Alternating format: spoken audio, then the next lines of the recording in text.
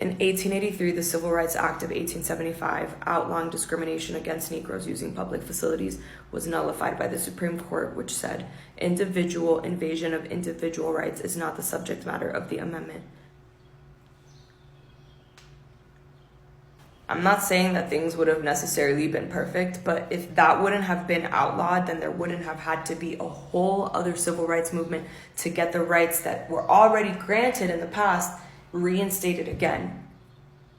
And this is just one of the things that makes me think about how white supremacy paired with extreme wealth, whatever that class is, those people that are really wealthy and really white who just don't want certain things to happen, they make sure that it doesn't happen. And it's like, how many times have they done that? How many times have things moved forward and then they come around, they're like, no, we don't want that.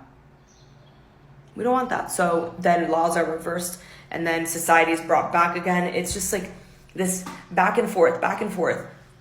A remarkable dissent was written by Supreme Court Justice John Harlan, himself a former slave owner in Kentucky, who said there was constitutional justification for banning private discrimination.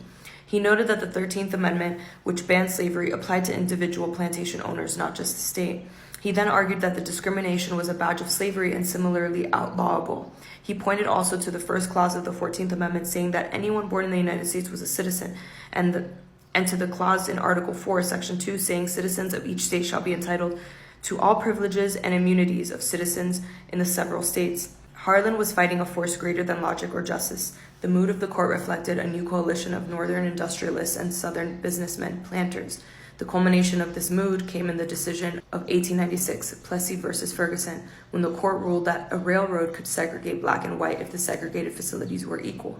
The object of the amendment was undoubtedly to enforce the absolute equality of the two races before the law, but in the nature of things, it could not have been intended to abolish distinctions based upon color or to enforce social as distinguished from political equality.